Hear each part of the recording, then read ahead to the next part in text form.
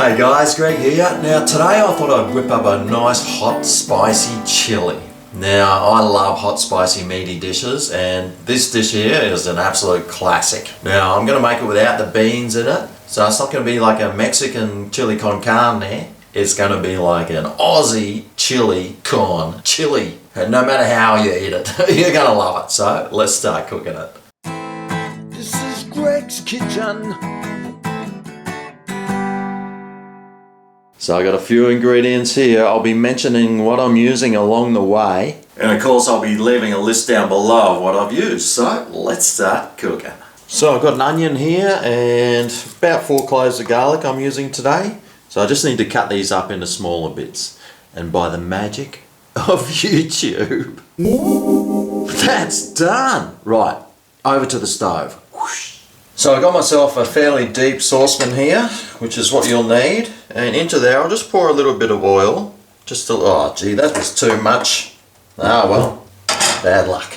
And now we just want to add the onion. Oh man, the smell coming off that already is unbelievable.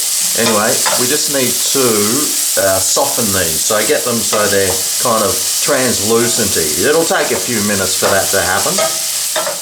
Okay, well that onion's softened up a bit, so now it's time to add in the garlic, give that a mix through. Now I'm going to add in about a tablespoon of your favourite chili paste, or chili something. Oh gee, that's not a tablespoon, that's a bit more, but anyway, it's chili, so it's supposed to be hot, isn't it? And we also add in a teaspoon of cumin, or cumin, semen, I don't know what you want to call it. And I'll also add in about a teaspoon to a tablespoon of paprika as well.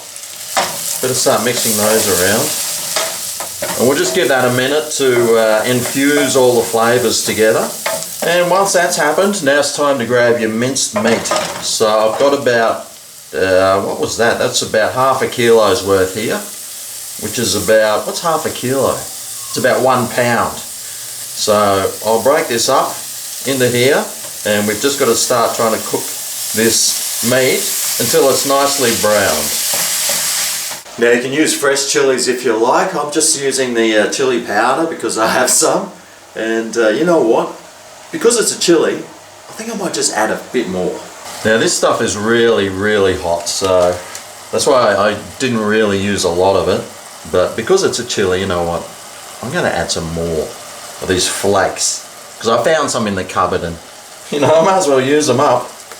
Alright, well that's nicely browned off now, so it's time to add our beef stock. I'm going to put in about a cup's worth, 300 mils, just over a cup's worth. Turn the heat right up because we want to get this to the boil. And I'm going to also add in 1 tin of just, what are these called? Diced tomatoes. To get this boiling away. Oh, that didn't take long to boil at all. So now I've got my oregano, or oregano. I'll put in about a teaspoon's worth of that in. I'll also add in about a tablespoon's worth of sugar. And I've got some tomato paste here, you know, the stuff you use on your pizza bases. I'll add a couple of spoons worth of that in as well.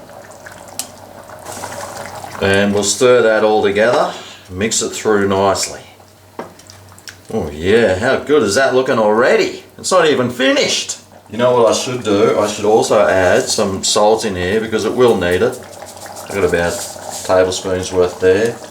How about we add some cracked pepper in there as well? Why not, huh? Gee, that's bubbling a bit hard. So now what I'm going to do is turn it right down, and we're going to simmer this now. I'll put the lid on it, and we'll let that simmer for about the 20-minute mark, and I'll just come back and stir it occasionally just to make sure it's not sticking to the bottom. So I'll put my timer on so I don't forget, because I will forget. And I'll see you in 20. Rightio, well it's been about 20 minutes and let's have a look. Oh, that is looking fantastic. It's a little bit runny though, so what I'm going to do is just now leave the lid off and just let that simmer away for I don't know, maybe another 10 minutes or so, just to reduce it and thicken it up a little bit more. So I'll come back and check on it at about 10, and then we'll serve it up for the old chili taste test. Just take a look at that chili. How good does that look? Can't wait to taste it. So let's plate some up.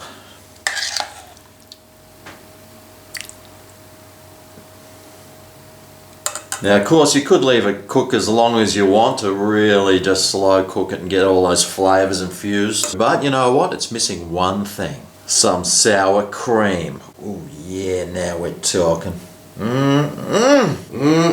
Just how good does that look? Oh, mate. Now, I cooked this for about half an hour.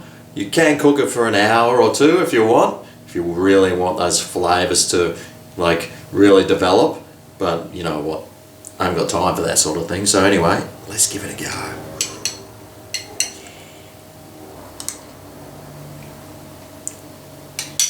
Oh my God.